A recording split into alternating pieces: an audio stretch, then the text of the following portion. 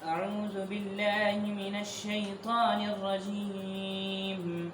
بسم الله الرحمن الرحيم. فإن آمنوا بمثل ما آمنتم به فقد اهتدوا وإن تولوا فإنما هم في شقاق فسيكفيكهم الله وهو السميع العليم.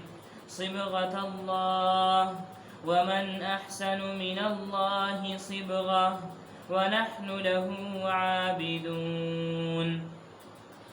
قل أتحاجوننا في الله وهو ربنا وربكم ولنا أعمالنا ولكم أعمالكم ونحن له مخلصون. أم تقولون إن إبراهيم وإسماعيل وإسحاق ويعقوب والأسباط كانوا هودا أو نصارى قل أأنتم أعلم أم الله ومن أظلم ممن كتم شهادة عنده من الله وما الله بغافل عما تعملون. تلك أمة قد خلت لها ما كسبت ولكم ما كسبتم ولا تسألون عما كانوا يعملون. صدق الله العظيم. الحمد لله رب العالمين والصلاة والسلام على سيد المرسلين وعلى آله وأصحابه الغر الميامين. أعوذ بالله من الشيطان الرجيم. بسم الله الرحمن الرحيم. فإن آمنوا بمثل ما آمنتم به فقد اهتدوا وإن تولوا فإنما هم في شقاق فسيكفيكهم الله وهو السميع العليم. قبلے کی تبدیلی کے بعد یہود اور نصارہ نے مدینہ منورہ میں اسلام اور مسلمانوں کے خلاف اپنا محاذ کھول دیا تھا. یہودی پوری قوت کے ساتھ اس بات کا اعلان کر رہے تھے کہ یہودیت کو اختیار کرو، یہودیت برحق ہے، جو یہودیت کو اختیار کرے گا وہی سیدھے راستے پر ہوگا. نصارہ اپنے طور پر یہ اعلان کر رہے تھے کہ نصرانیت برحق ہے، جو نصرانیت کو اختیار کرے گا وہی راہ یاب ہوگا. اور قرآن مجید نے ان دونوں کے بیان کو جمع کر کر ذکر کیا ہے، جس سے یہ بھی اندازہ لگایا جا سکتا ہے کہ یہود اور نصارہ دونوں نے ایک متحدہ محاذ قائم کر لیا تھا اسلام اور مسلمانوں کے خلاف. اور یہ ایک حقیقت ہے، الکفر ملت واحدہ. اسلام کے مقابلے میں یہ اتحاد کوئی نئی چیز نہیں ہے. ہر زمانے میں باطل طاقتیں ہمیشہ اسلام کے مقابلے میں متحد ہو گئی. انہوں نے بھی متحد ہو کر یہ اعلان کیا وَقَالُوا كُونُوا هُدًى أَوْ نَصَارَىٰ تَهْتَدُوا. ان کے مقابلے میں اللہ کے رسول صلی اللہ علیہ وسلم کو حکم ہوا کہ آپ ملت ابراہیمی کا تعارف کرائیں. ملت ابراہیمی میں اصل ایمان کیا ہے اور ہدایت کا راستہ کیا ہے وہ وضاحت کے ساتھ ان کو بتلائیں. وہ اس سے پہلی آیت کے اندر بتلایا گیا، قولوا آمنا باللہ میں بتلایا گیا اللہ پر ایمان لایا جائے، اس کی ذات کو، اس کی صفات کو مانا جائے، قرآن پر ایمان لایا جائے، تمام انبیاء علیہم السلام کو اللہ کا نبی برحق مانا جائے اور ان میں کوئی تفریق نہ کی جائے. اس طرح سے ایمان کا جامع ترین تعارف کرایا گیا. اب اس حقیقت کو ان کے سامنے بتلایا گیا فَإِنْ آمَنُوا، اگر وہ ایمان لے آئیں بِمِثْلِ مَا آمَنْتُمْ بِهِ، جیسا کہ تم ایمان لے کر آئے ہو، یعنی جیسا ایمان مسلمانوں کا ہے اگر ایسا ہی ایمان ان کا بھی ہو جائے فقد اہتدوا، تو وہ راہیاب ہو جائیں گے. وہ ہدایت پر آ جائیں گے۔ وہ ابھی کہتے ہیں کہ جو نصرانیت کو اختیار کرے گا وہ راہ یاب ہوگا، جو یہودیت کو اختیار کرے گا وہ راہ یاب ہوگا۔ ایسا نہیں ہے، جو اس ایمان کو جو ملت ابراہیمی کا ہے، جو اس کو اختیار کرے گا وہ راہ یاب ہوگا۔ اور ملت ابراہیمی کا ایمان ابھی اس سے پہلی آیت کے اندر بتلا دیا گیا ہے۔ وَإِن تَوَلَّوْا، اور اگر وہ روگردانی کریں، فَإِنَّمَا هُمْ فِي شِقَاقٍ، تو وہ عداوت میں ہیں، دشمنی میں ہیں۔ شقاق، قرآن مجید نے یہاں شقاق کا لفظ استعمال کیا ہے۔ شقاق کا مطلب یعنی عداوت، شقاق کا مطلب دشمنی، اور شقاق نکرہ ہے، اور اس پر تنوین جو آئی ہے یہ تعظیم کی ہے، یعنی اس کا مطلب یہ ہوا فَإِنَّمَا هُمْ فِي شِقَاقٍ عَظِيمٍ، وہ بڑی عداوت کے اندر ہے۔ اور قرآن مجید نے یہ جملہ جو یہاں استعمال کیا ہے وہ جملہ اسمیہ ہے۔ جملہ اسمیہ کے اندر استقرار ہوتا ہے، استحکام ہوتا ہے، یعنی اب یہ ان کی عداوت اور ان کی دشمنی بڑی پختہ ہے۔ اور ظاہر ہے جب دشمنی پختہ ہوگی تو اب مخاصمت ہوگی، مجادلہ ہوگا، بات آگے بڑھ سکتی ہے اور وہ قتال تک بھی پہنچ سکتی ہے۔ اللہ کے رسول صلی اللہ علیہ وسلم کو اطمینان دلایا گیا، مسلمانوں کو اللہ کی مدد کی بشارت سنائی گئی، فَسَيَكْفِيكَهُمُ اللَّهُ، تو ضرور اللہ آپ کے لیے کافی ہو جائے گا ان کی طرف سے، یعنی اللہ ان سے نمٹ لے گا۔ اگر وہ اب اس کے بعد جب کہ اسلام کی پوری وضاحت ہو چکی ہے، ایمان پوری حقیقت کے سامنے ان کے سامنے بیان کیا جا چکا ہے، اگر پھر بھی وہ قبول نہ کریں تو آپ کو کوئی گھبرانے کی ضرورت نہیں ہے، اللہ آپ کے لیے کافی ہے۔ وَهُوَ السَّمِيعُ الْعَلِيمُ کے ذریعے اور آپ کو تسلی اور تسکین دے دی گئی۔ اللہ سننے والا ہے اور خوب جاننے والا ہے۔ اللہ آپ کی باتوں کو سنتا ہے، آپ کے احوال کو خوب جانتا ہے، یعنی اللہ کی بھرپور آپ کے ساتھ مدد ہوگی۔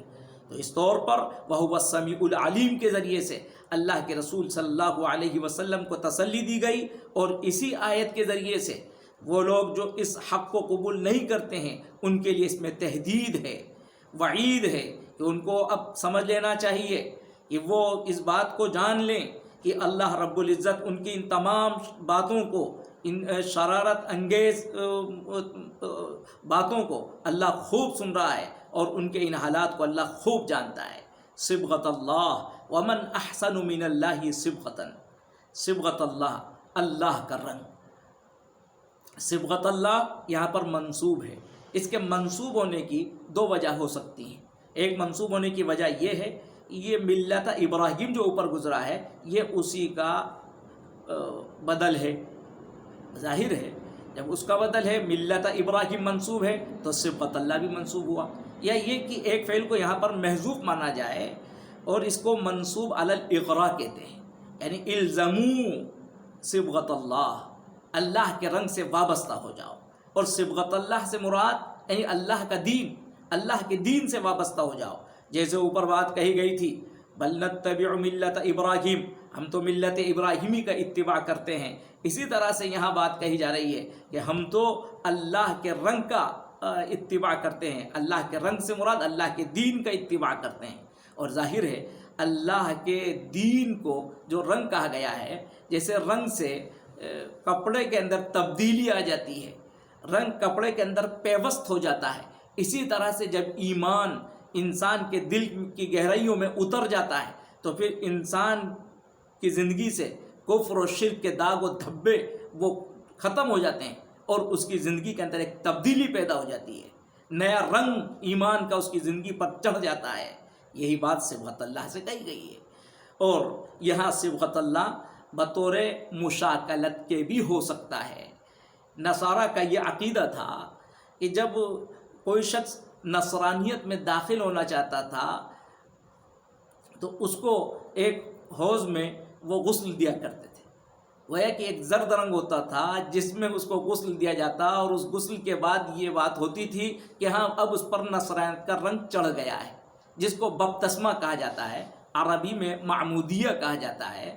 اب ان کے مقابلے میں یہ بات کہی گئی کہ تم اپنا رنگ چڑھانے کی فکر نہ کرو، صبغۃ اللہ، ان کے مقابلے میں کہا جا رہا ہے کہ اللہ کے رنگ کو اختیار کرو، اپنے رنگ کو چھوڑو، اور یاد رکھو اللہ کا رنگ وہ سب سے بہتر رنگ ہے، ومن احسن من اللہ صبغۃ، اللہ سے بہتر کون ہو سکتا ہے رنگنے والا.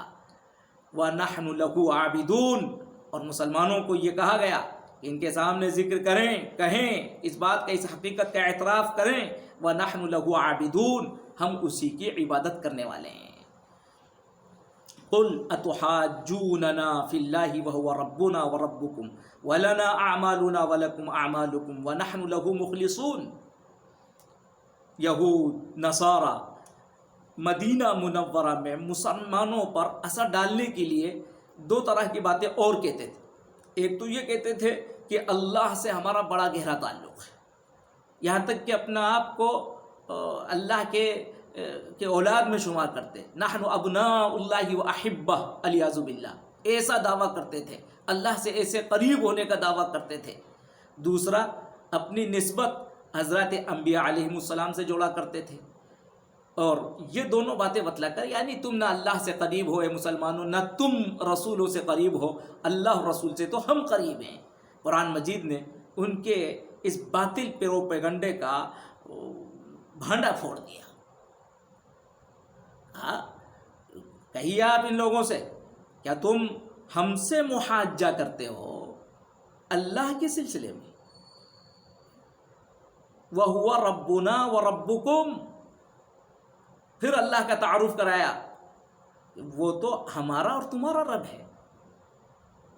واقعاً کتنی وسعت کے ساتھ، یہاں کوئی ضد میں ایسا نہیں کہا گیا کہ اللہ کے سلسلے میں تم ہم سے محاجہ کرتے ہو، اللہ تو ہمارا ہے. جیسے علیاذ باللہ وہ لوگ کہا کرتے تھے کہ اللہ تو ہمارا ہے، نحن ابناء اللہ و احبہ، بس اللہ کے چہیتے ہم ہیں. یہاں کہا نہیں، پوری وسعت کے ساتھ، اعلیٰ ضربی کے ساتھ یہ بات کہلوائی گئی، اور مسلمانوں نے اس بات کو کہا وہ ربنا و ربکم، وہ ہمارا بھی رب ہے اور تمہارا بھی رب ہے. اور اس میں ان کو دعوت بھی ہو گئی، وہ تمہارا اب نہیں ہے، وہ تمہارا رب ہے. وَلَنَا أَعْمَالُنَا وَلَكُمْ أَعْمَالُكُمْ، اور اس حقیقت کو بھی بتلا دیا گیا، ہمارے اعمال ہمارے لیے ہیں اور تمہارے اعمال تمہارے لیے ہیں. یعنی اللہ کے یہاں کوئی ایسی نسبت اور ایسا تعلق قائم نہیں آئے گا. اللہ کے یہاں تو اعمال دیکھے جائیں گے. اعمال کی طرف توجہ کرو، ہمارے اعمال ہمارے کام آئیں گے، تمہارے اعمال تمہارے کام آئیں گے. وَنَحْنُ لَهُ مُخْلِصُونَ، اور ہم تو اسی کے لیے مخلص ہیں، یعنی ہمارا ہر عمل وہ اللہ کے لیے ہے. اللہ کے جو ہم طاعت کرتے ہیں اس میں ہم کسی کو اور شریک نہیں کرتے. ام تقولون ان ابراہیم و اسماعیل و اسحاق و یعقوب والاسباط کانوا هودا او نصارا. ہم حمزہ استفہام کے مفہوم میں ہیں، یعنی کیا تم کہتے ہو ابراہیم، اسماعیل، اسحاق، یعقوب والاسباط، اولاد یعقوب، کانوا ہودا او نصارا، وہ یہودی یا نصرانی تھے؟ کیا اس طرح کی بات کہتے ہو؟ یعنی اپنی نسبت ان سے اس طرح سے جوڑتے ہو کہ وہ ہمارے میں سے تھے. قرآن مجید نے کھل کر تقدید کی کہ ایسا نہیں ہے، یہ باتیں کیسے کہتے ہو؟ ابراہیم کا انتساب تم ایسا کیسے کرتے ہو؟ ما کان ابراہیم یہودیا ولا نصرانیا ولکن کان حنیفا مسلما. قوت کے ساتھ بتایا کہ ابراہیم وہ یہودی و نصرانی نہیں تھے، وہ تو مسلمان تھے. اور پھر آگے ایک بات اور قرآن مجید نے کہی، یہودیت، نصرانیت یہ تو سب حضرت ابراہیم علیہ السلام کے بعد میں آئی ہیں. یہودیت کا آغاز حضرت موسیٰ علیہ السلام کے بعد ہوا، نصرانیت کا آغاز حضرت عیسیٰ علیہ السلام کے بعد ہوا، اور حضرت موسیٰ اور حضرت عیسیٰ اور پھر حضرت ابراہیم علیہ السلام کا زمانہ جس میں ہزاروں سال کا فاصلہ ہے، پھر یہ کیسے؟ قرآن مجید نے اس کی طرف توجہ دلائی، یا اہل الکتاب لم تحاجون فی ابراہیم، اہل کتاب حضرت ابراہیم کے سلسلے میں کیوں تم بحث و مباحثہ کرتے ہو؟ وما انزلت التوراۃ والانجیل الا من بعدہ، اسی کو ذکر کیا کہ توریت اور انجیل تو ان کے بعد نازل ہوئی ہیں، یا تمہاری یہودیت اور نصرانیت کے دعوے تو سب بعد کی چیزیں ہیں. افلا تعقلون، کہ اتنی بات بھی نہیں سمجھتے؟ بالکل اسی طرح سے ایک بدھی بات جو بطور کوئی نادان مسلمان جیسے اشکال کرتے ہوئے آپس میں بس بحث و مباحثہ کرتے ہوئے مثال کے طور مسلک کے اوپر کسی صحابی کے بارے میں یہ کہنے لگے کہ فلاں صحابی حضرت ابو ہریرہ تو وہ شافعی تھے، حضرت ابو ہریرہ حنفی تھے، وہ مالکی تھے، وہ حنبلی تھے، وہ سلفی تھے، کیسی ڈھونڈی بات ہوگی؟ یہ سب مسلک تمہارے اپنے بات کے ہیں اور صحابہ کی طرف ان مسلکوں کا انتساب کرتے ہو اس طرح سے؟ تو جیسے یہ بھونڈی بات ہے، بالکل قرآن مجید نے اسی طرح سے کہا حضرت ابراہیم کی طرف، حضرت اسماعیل اور اسحاق کی طرف ان یہودیت کو، نصرانیت کو منسوخ کرتے ہو کہ تم اتنی بھونڈی بات کہتے ہو اور سمجھتے نہیں. اور یہ بات تو اللہ بتلا رہے ہیں اور تمہیں اسی بات کہتے ہو. ان سے کہیے قل انتم اعلم ام اللہ، آپ ان سے ذرا سوال تو کیجئے کہ تم زیادہ جانتے ہو یا اللہ جانتا ہے؟ ابراہیم کیا تھے، اس حقیقت کو تم زیادہ جانتے ہو یا اللہ زیادہ جانتا ہے؟ بہرحال ان کے ان باطل عقائد کی تردید قرآن مجید نے اتنی قوت سے کی، اور یہ جو اپنے آپ میں پارسائی کا دعویٰ کرتے تھے، یہ سب دعوے کر کر اللہ سے اپنا قرب بتلا کر، انبیاء علیہ السلام سے نسبت قائم کر کر وہ ایک اپنے آپ کو پارسا بتلانا چاہتے تھے. قرآن مجید نے کہا تم پارسا نہیں ہو، تم تو بہت بڑے پاپی ہو. وَمَنْ أَظْلَمُ مِمَّنْ كَتَمَ شَهَادَةً عِنْدَهُ مِنَ اللَّهِ، اس سے بڑھ کر ظالم کون ہو سکتا ہے جو شہادت کو چھپا لے، وہ شہادت جو اس کے پاس موجود ہو اللہ کی طرف سے. تمہارے پاس تو یہ حقائق موجود ہیں، ابراہیم کیا تھے، اسماعیل کیا تھے، ملت ابراہیمی کیا ہے، تم خوب اچھی طرح سے واقف ہو. اور پھر آخر میں محمد الرسول اللہ صلی اللہ علیہ وسلم کیا ہیں، قرآن کیا ہے، یہ سب حقائق تمہارے پاس موجود ہے. تمہیں تو ان حقائق کی وجہ سے گواہ بننا چاہیے تھا. یہ شہادت تمہاری کتابوں میں موجود ہے، تمہارے پاس ہے، لیکن تم اس پر کتمان کیے ہوئے ہو، اس کو چھپائے ہوئے ہو. تم تو بہت بڑے پاپی ہو. وَمَا اللَّهُ بِغَافِلٍ عَمَّا تَعْمَلُونَ، اللہ بے خبر نہیں ہے جو کچھ تم کر رہے ہو. اور پھر آخر میں وہی ان کی جو غلط فہمی سب سے بڑی ہے اور جس کی وجہ سے وہ آخرت سے بے فکر ہو چکے ہیں، ان کو متنبہ کر دیا گیا کہ دیکھو یہ نسبتیں آخرت میں کچھ کام نہیں آئیں گی. تلک امۃ قد خلت، اس کو مکرر اسی لیے کہا گیا کہ یہ سب سے بڑا مرض ان کا یہی تھا کہ اپنے اسلاف پر تکیہ کیے ہوئے تھے اور یہ سب شرارتیں کر رہے تھے. کہ وہ جماعت گزر چکی ہے، یعنی یہ انبیاء علیہم السلام اور صالحین کی جماعت وہ گزر چکی ہے. لہا ما کسبت ولکم ما کسبتم، ان کو ملے گا جو کچھ انہوں نے عمل کیا ہے اور تمہیں وہ ملے گا جو تم نے کیا ہے. وَلَكُمْ مَا كَسَبْتُمْ کا مطلب وَلَكُمْ مَا عَمِلْتُمْ وَلَا تُسْأَلُونَ عَمَّا كَانُوا يَعْمَلُونَ. اور اتنا قریب لا کر ان کو بتلا دیا گیا تم سے پوچھا بھی نہیں جائے گا جو کچھ وہ عمل کرتے تھے. یعنی ان کے اعمال کا، ان کی نیکیوں کا تذکرہ تمہارے سامنے تک نہیں ہوگا. جب تمہارے سامنے ان کی نیکیوں کا تذکرہ نہیں ہوگا تو ان کے نیک اعمال تمہارے لیے ذریعہ مغفرت کیسے بنیں گے؟ ذرا عقل سے سوچو. بہرحال قرآن مجید نے یہ حقائق ان کے سامنے رکھے اور ان کو بتلایا کہ جو تحویل قبلہ ہوا ہے یہ اللہ کا حکم ہے، ملت ابراہیمی کے عین مطابق ہے. اس سے تمہیں دشمنی نہیں ہونا چاہیے، نفرت و قدورت نہیں ہونا چاہیے، بلکہ اس تحویل قبلہ کو، قبلے کی تبدیلی کو تمہیں قبول کر لینا چاہیے. اور اس کے بعد کی آیات میں تحویل قبلہ کی حکمتوں کو بیان کیا جائے گا. وآخر دعوانا الحمد للہ رب العالمین.